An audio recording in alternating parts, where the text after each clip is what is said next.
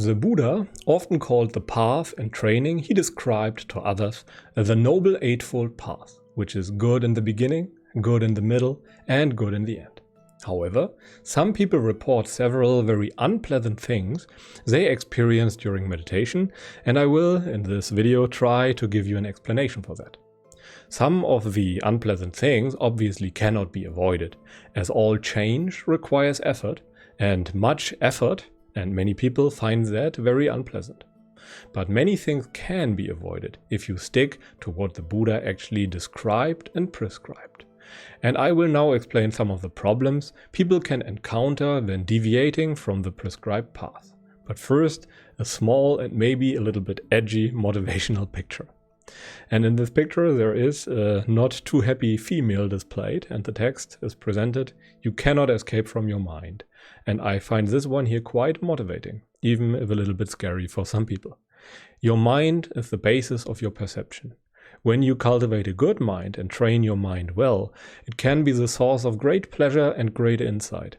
But when you do not take care of your mind and feed it garbage all day by watching nothing but Netflix series and playing video games and watching maybe things like pornography, then you do not train your mind in a proper way, and it can become the source of great suffering. And you have to be very careful what you do there. But let's now begin with the things that people typically do wrong. And one of the first and gravest mistakes that people make is leaving out the foundation of the path, namely morality or training in morality. When you leave out morality, you will have a very hard time concentrating and won't gain much insight or concentration. Everything that comes easy to other people will come hard to you. And unmoral behavior in general leads to very strong defilements that flood your head with negative and distracting thoughts, and you cannot concentrate. Further, people tend to infer others from themselves, which can even lead to things like paranoia when mindfulness or concentration are strong, but you are unmoral. You have to be very careful there. When you behave in a bad way, you expect everyone else to behave in a bad way. This can lead to paranoia. And people that follow such a path will usually stop at some point in the near future, deeming that it is not for them, whatever that means. And the next thing you can do wrong is leaving out concentration, even if you trained yourself in morality. I have to admit this path can work and is often described as working, but it's not described as the effortless path or the easiest path by the Buddha. And concentration by the jhanas can be seen as an immediate replacement for sensual pleasures that most people crave and fear losing. And the whole meditative practice is much more pleasant when cultivating the jhana.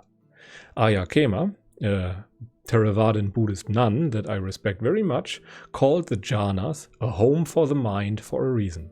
They show you that great pleasure is possible without anything external. And I will now try to read to you some citations from the source texts of Buddhism. And the Buddha held a lot of different suttas on the different paths that result from cultivating moral, concentration, and wisdom in varying degrees. And the person that develops first moral, then concentration, and then wisdom practices the most effortless of all. And he described different kinds of people on various occasions that left out, for example, the moral part or the concentration part, which leads to a lot of exertion. And for example, he described the best kind of training as follows. And how does a person attain nibbana without exertion in this very life? Here, a bhikkhu secluded from sensual pleasures, secluded from unwholesome states of mind, aka he behaved very moral, a bhikkhu enters and dwells in the first jhana, aka he attains concentration. Then he progresses towards the second, third, and fourth jhana, and he dwells depending on the powers that result from attaining those states of concentration. And if those faculties of concentration arise in him prominently, then he will attain nibbana without exertion in this very life, and he will attain enlightenment.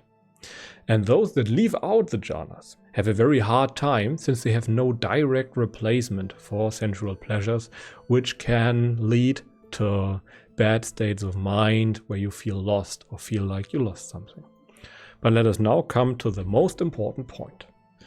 Well, leaving out moral behavior or concentration can lead to a feeling of fear or paranoia, which is what people often describe as the dark night, in my opinion. And cultivating moral behavior will lead to you expecting good things from others by extrapolation. This works the other way around too, sadly. And concentration gives you an immediate replacement for sensual pleasures you might feel losing. Do not worry too much though, as there are plenty of people that had a dry insides out there, namely that never attained very deep concentration states, or the jhanas, the classical samatha jhanas. And concentration in general is in a sense optional, but leaving it out can lead to a variety of unpleasant things. Wisdom, however, the last part of the path, can never be removed from the path towards liberation. Okay, and that's pretty much it for today. Thank you very much for watching. And if you enjoyed this kind of video, feel free to leave me a thumbs up and maybe subscribe to the YouTube channel. And if you feel like I missed something or misrepresented something, feel free to let me know in the comment section so that other people can benefit from your wisdom. But until then, I wish you a pleasant day and goodbye.